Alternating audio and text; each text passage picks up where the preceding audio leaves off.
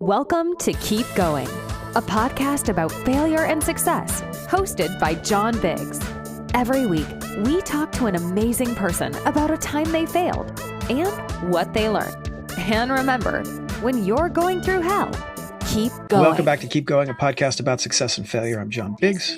Today on the show, we have Daniel Burrus. He's the CEO of Burrus Research and a speaker, entrepreneur, built multiple companies. Welcome, Daniel. Hey, thank you. Yeah. So a guy like you coming on here is kind of like a surfeit of riches, right? So we have you have so much experience and so much success that it's kind of I don't want to talk about failure. I just want to talk about how you built things. You had multiple companies, right?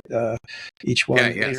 Six companies I've started. 5 were profitable in the first year. Not many have done that. 4 were national leaders in the U.S. in the first year. So, my core company I've had for many decades now. And, I've written, 6 best-selling books and given thousands of speeches around the world. I've got learning systems. I do consulting. So there's a lot. And what I want to do is not just tell people, but rather teach people on this in this time that you've given me, so that I can help them, move forward faster. Mm-hmm. So why don't you teach us something? Tell us how you started your first businesses and how you decided what to build and how you got them to be profitable. Yeah, well, let me start with fear for a second. I think that's always a good thing. Mm-hmm. I started out teaching biology and physics. I had an idea for an airplane design. And I built it and flew it, and it turned out to be a great plane.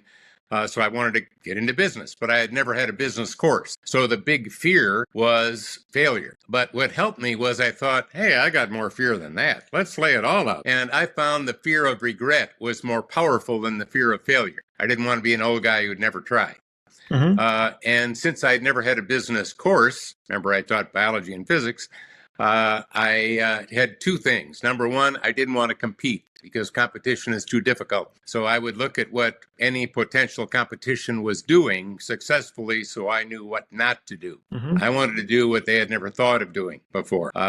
So number one. Number 2, since you do talk about failure on this show, I knew I couldn't afford to fail slow, so I developed metrics for failing fast. And I think a lot of us as entrepreneurs, we have success metrics. We know what success looks like, but do we have metrics for failure so we know which way we're going? So I think that helped tremendously. So not competing, failing fast, and looking at, again, not copying what the best do because they're already doing it. Tell me what failure metrics look like. Well, a good way to think of it for anyone that has run a business, and a lot of the people on this have run a business, I'll bet you've all hired someone and it didn't take you long to know that they weren't going to work out, but you kept giving them ways they could get better and better. And after months and months, or even years and years, you finally had to let them go, even though you knew probably in a week that this wasn't going to work. So, yeah, by the way, if you kept them longer than you should have, did you do them a favor? And of course, the answer is no. You didn't do them a favor at all because they were not in the right place. So I want to make sure that I know what success and what failure looks like. It might be burning through cash. It may be not getting customers, things like that. But what really helped the most, and I would call this being able to grow quickly with low risk. Key word here is low risk. Is over the decades, I've come up with a way, because I've known as a technology forecaster and futurist. My last book was called The Anticipatory Organization versus the Reactionary Organization. The book before that was called Flash Foresight versus Flash Hindsight. So obviously, I want to be looking ahead. So what I've done is looked at trends and came up with something very powerful I like to take a minute to teach our entrepreneurs out there. And that is that all trends fit into one of 2 categories. They're either a hard trend based on a future fact that will happen. By the way, the litmus test is it can't be changed. And I'll give you some examples in a minute. Mm-hmm. Okay. But the other kind of trend is a soft trend. And that may look like it's going to happen, but may and will are 2 different things. Soft trends are based on assumptions that may or may not happen. And by the way, I love both. What do I love about a soft trend? If you don't like it, you can change it. Mm-hmm. What do I love about a hard trend? I can see disruption before disruption happens, turning disruption into a choice. I can see problems before I have them so I can pre-solve them and move forward faster. Which is very powerful. I promised a couple examples. Let me give you a few real quickly. Sure. because what Hard Trends gives you is something really powerful in today's amazingly uncertain world. When you have certainty, you have the confidence to make a bold move. So let me give you an example. Let's take demographics. In the United States, 10,000 people every day are turning 70. 10,000 people a day turning 70. By the way, they're going to get chronologically younger. No, they're going to continue to get older, and a lot of people are going to be retiring. So we could see a lot of future problems and pre-solve them, or we could let them happen. We could see opportunities. Let me give you an example. A lot of people love to go boating. A lot of people love to go fishing. But if you get into your 80s or 90s, it's hard to launch the boat. So what if one of your listeners and one of your viewers, what if we created the easy launch trailer for seniors and designed it really well? Would we have a growing market every year? Well, yeah. Could we take those numbers to the bank to get a loan? Actually, you could. Those are solid numbers. Would we know which countries to export to? Absolutely. I know the aging populations and the non-aging populations. What I've just given you is a low-risk innovation. By the way, there is no easy launch trailer for seniors right now. I'm going to metaphorically ask you to raise your hand if you think, well, we're never going to see one of those. And I bet none of you put your hand up. Why? Because when you hear the future truth, you know it. Let me give you one more, as long as I'm talking about aging. Stay on the theme for a second. As people get older, what happens? They fall and sometimes break a hip, and a lot of times that is deadly, especially mid-80s, 90s. There's something called exoskeletons, and that is being used by GM workers, for example, who have their hands up doing drilling and stuff, and now they got an exoskeleton. They don't have to go to the hospital. They don't have medical problems. So what if we designed a exoskeleton that went from the ankle up to the hip for seniors, so that they have the strength of a young person instead of the strength of an old person? Would they fall less? And the answer is yes. By the way, will exoskeletons get more powerful and the batteries get lighter and smaller, and will they get cheaper? And I see you nodding your head. Yeah. See, these are future facts. Holy cow. By the way, there is no exoskeleton for seniors right now. Hint, I just gave you a multi-billion-dollar international idea that you could profit from. And in my speeches, I do this all the time, and I'm listed in dozens of patents because what I just did for you. It's amazing when you start seeing the future. 3 categories of hard trends, because again, I'm going to use this as an education moment for all of you out there. One is, I already mentioned, demographic. And by the way, if you're trying to attract and retain your best people, especially attract new people, because they say that's a problem in a lot of places. If you have a one-size-fits-all marketing for a job or a role, probably it's not going to work because each demographic looks and uses technology differently. You have to address them differently. You need actually a system for each demographic, and the same would be true with sales. Let's take technology. That's the easiest thing to predict. Oh my goodness. For example, we went from 3G wireless to 4G wireless. Today we have 5G wireless. Is that it? Well, no, we're going to have 6 followed by 7. Actually, you can put time frames on it. If you read my books, you can see how to even know exactly when those things will happen. How about AI? You don't like AI. Can we turn it off? No, it's going to get exponentially more powerful every year. What's the soft trend? Will you use it to transform a workflow, to transform a process? And I brought up the subject of AI. Let me help you see the future of AI real quickly. If you know someone that has cancer, heaven forbid, you'll need an oncologist. And right now, AI knows more than any single living oncologist. It knows every blood test, every chemotherapy, every MRI, everything globally. No human can keep that in their head. AI can easily do that. So if you know someone with cancer, I'm going to give you 1 of 3 choices. Choice number 1, a really good oncologist. Choice number 2, just AI. Choice number 3, a good oncologist that has access to AI. There's your future. We're not replacing their thinking. We're augmenting it. We're magnifying human capability, not really replacing it. And the mistake a lot of companies are doing right now is they've got an AI first strategy. Because, boy, we can lower costs by getting rid of 1,000 employees or whatever. Problem is, there's difference between a task and a role. And part of a human's role is something real important in this world, and that is we live in a human world. It's based on relationships, and good relationships are based on trust. And the role of humans is, of course, to establish relationships that have trust, to maintain trust, and so on. So when you get rid of people, what I've seen happen is trust is diminished and sales go down. And a lot of those big tech companies that have been laying off tens of thousands of workers, I work with some of those guys. Guess what? They're hiring them back. What? Turns out we need these people. So be careful about those things. Now, I've been rambling on about a lot of things. I'm going to stop and let you ask me some questions. This is why I like having public speakers on here, because you guys can, or we, I suppose, can really go for a full couple. We could fill the airtime, but I love it. I know, but you've done so much interviewing, and part of your gift is being able to ask great questions. So go for it. All right, so that's actually I wanted to go back to that idea, the idea that the role versus task and the AI. The fear of AI and the fear mongering associated with it is doing a lot more damage, I would say, to the industry than anything that the AI itself is doing.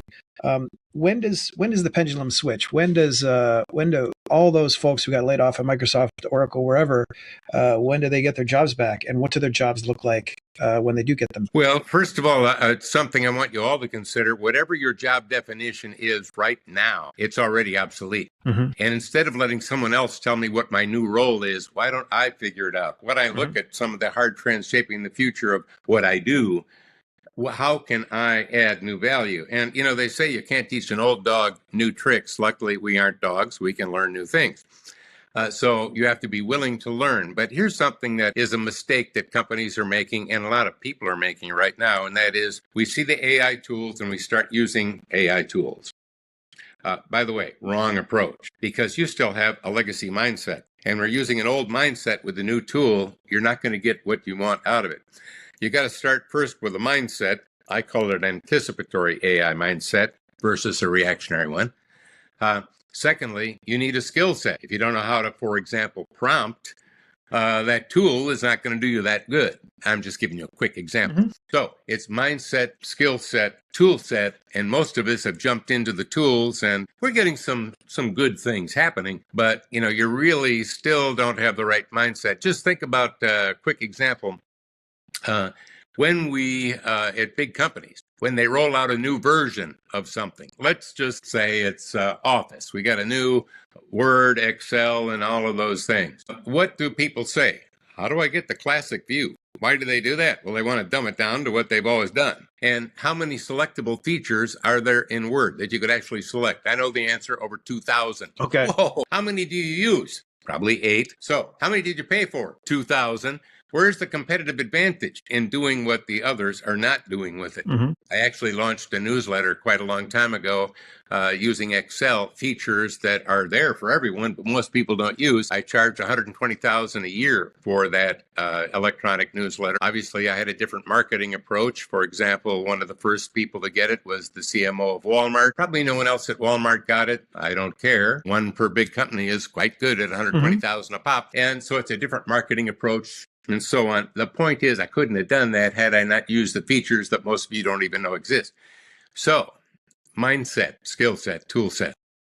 And instead of, worrying about, let me take one more angle, because you picked a really good one here, and it's the fear of AI. There's a lot of reasons to fear AI. Let me put it this way.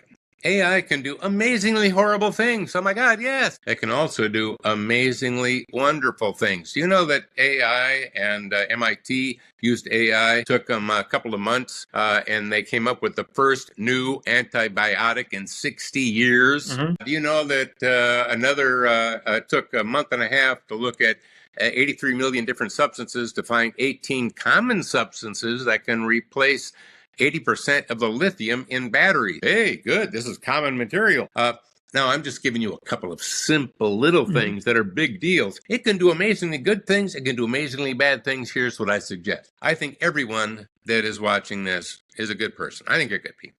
Why don't we use it to do amazingly wonderful things?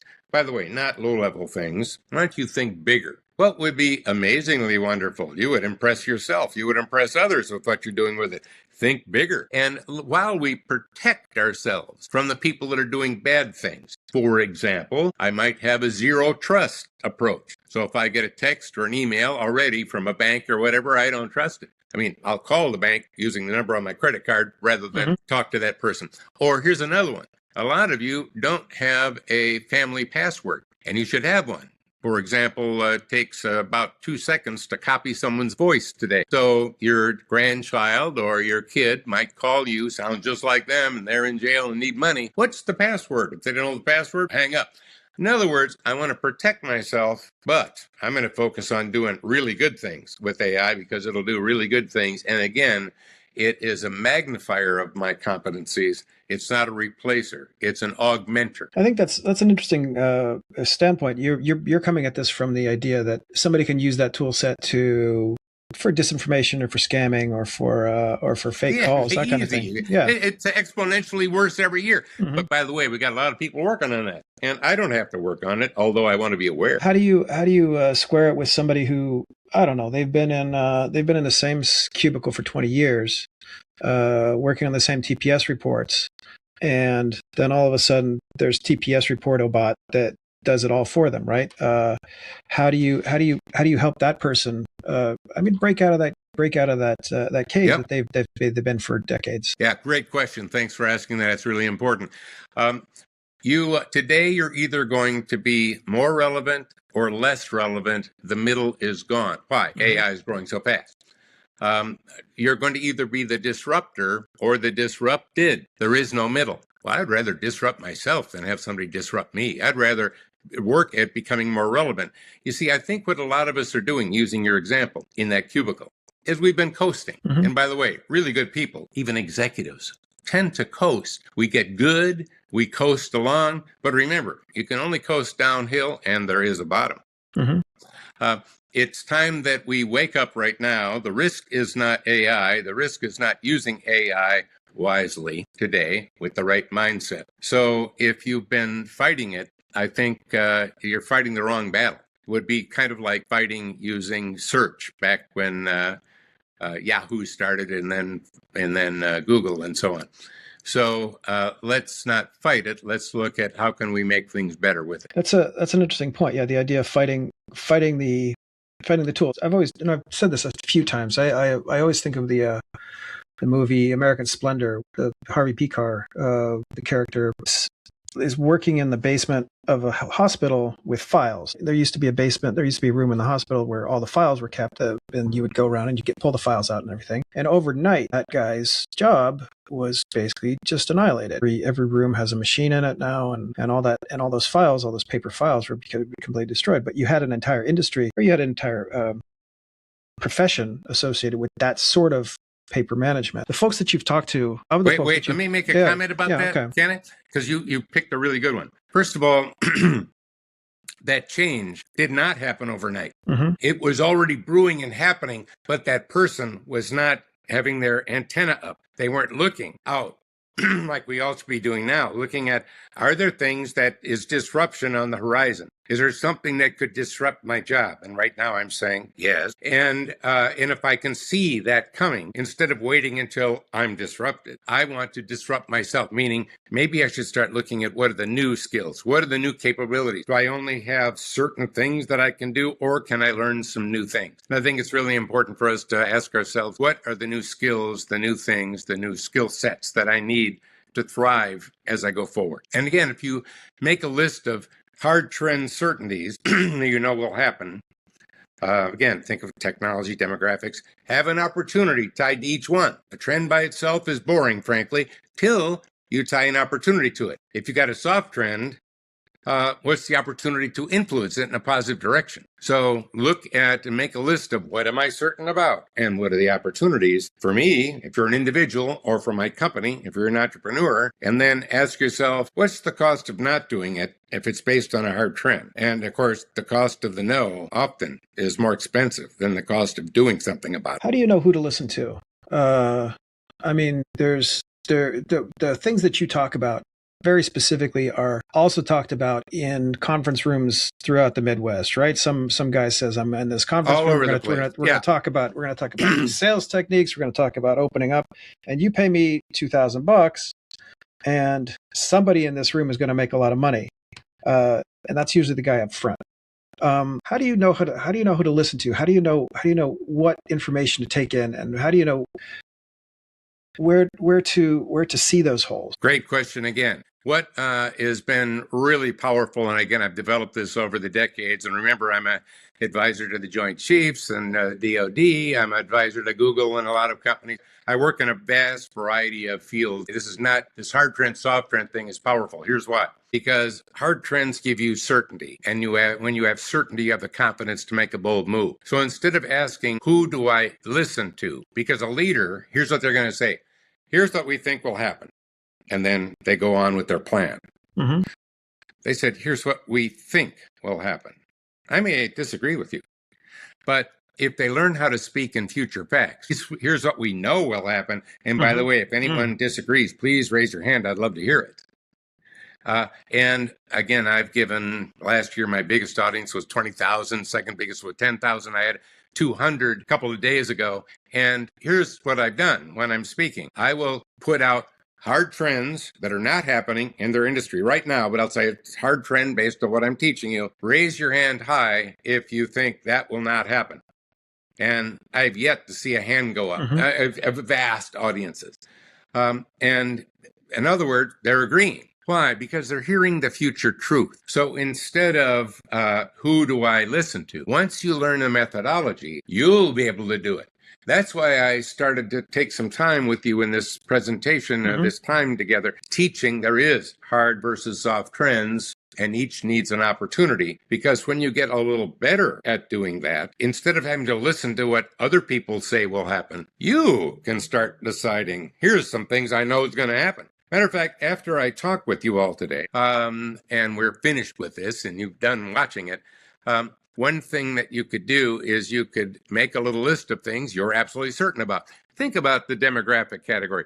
Think about the technology category. And remember, tie an opportunity to each one and relate it to the work you do, your role, relate it to your business. If you need some more help to find it out without paying any money, all right, you could join me, Daniel Burrus, on LinkedIn. I got 1.2 million followers. Why? I'm sharing a lot of good stuff there.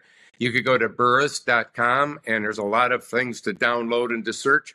In other words, I'm not even here selling you something. I'm here giving you something, saying, take a little time. Hey, you're going to spend the rest of your life in the future. Maybe you ought to think about it. That's a lovely sentiment. That's actually, I hope you put that on a big slide when you walk into the room. Yeah, exactly. I usually get going with that. Yes. Yeah. What does and I've been asking this too many times, but I think there's value in it. What does a young person right now need to know? What do they need to do to prepare for the future? Well, I think all of us need to first of all recognize that bad news sells, good news doesn't sell, and if there's no bad news, they give you the anniversary of bad news. But excuse me, I run a research company. We research global innovations in all areas of technology globally. I've been doing this I'm just coming up on 4 decades. And I'm going to tell you right now, wow, it's hard to be a pessimist. There's so many new tools out now to solve just about every problem there is. It's more a matter of vision. Also, I've given speeches in over 50 countries. I get around. And wow, there are so many young people that are there's a lot of bright bulbs that are not going to just let it all go to hell. They are going to use some of these new tools, some of this certainty, and they're going to build a better tomorrow. So here's what I would suggest. On my burrus.com website, there's a couple of things you could download for free. One of them is my 25 Tech Trends Report. And as a matter of fact, if you went to 25techtrendsreport.com, you could find it real fast, download it. And I've got a little way of thinking through that. Again, you don't have to be a technologist. You need to be aware. Take a look and be thinking about the future and whatever you're interested in, and ask yourself which one of these things are the disruptors. And remember, what do I want you to be, young person? I would, any age, frankly, I'd like you to be a positive disruptor. What do I mean by that? Creating the transformations that need to happen to elevate relevancy and accelerate innovation and growth. That's amazing. Where are you headed next? I am headed to Chicago next. I'm in San Diego right now. Okay. But, and then after that, I will be out in Miami, and I was just in Tampa about 4 days ago. So I do get around. Give everybody. I think you're one of the few optimists I've had on here. Give everybody a final. Goodness. Hey, look. Let me say one more thing about optimist versus pessimist. Let me give one more shot because you just said you haven't heard. Yeah. Let me give you another one. Pessimists never do anything. Why? They know it'll fail. It's only optimists that build the future. It's only optimists that create great entrepreneurial businesses. It's only optimists who is an employee that says, hey, there's a better future for me, instead of, boy, it looks dim. And let me make one more comment about that, because this is really important concept, future view. How your kids, how your employees, if you have a company, how you all view the future to a great extent shapes how you act in the present. Right now, let's face it, there are people that are buying Apple stock. There are people that are selling it. What's the difference? Their future view of Apple. There's kids that are thinking of going to college. There's kids that are thinking of going to drugs. So what's the difference? Hey, future view. So how you view the future shapes how you act. By the way, how you act will shape your future. Your future view will determine the future you. And I'm going to tell you right now, all of your future views is too low. Not based on motivational rah-rah-rah, zip, boom, bap. No. Based on the realities that are out there that you just haven't been taking a look at. When you start seeing all the things that we can transform right now, not just change, transform, how we can make the world better, no matter what it is. We're turning the supply chain into the supply brain. My God, get involved. I mean, we're transforming everything. So much opportunity, it's insane. So I would like you to make your list of certainties, take a look at my 25 Tech Trends report with an open eye, and I've got some other ideas in there to share with you on how to think about it. And then you'll start to see opportunity just coming your way. This is amazing, Daniel. Thank you for this. This has been a nice breath of fresh air. Daniel Burrus, Burrus.com, BURRUS.com,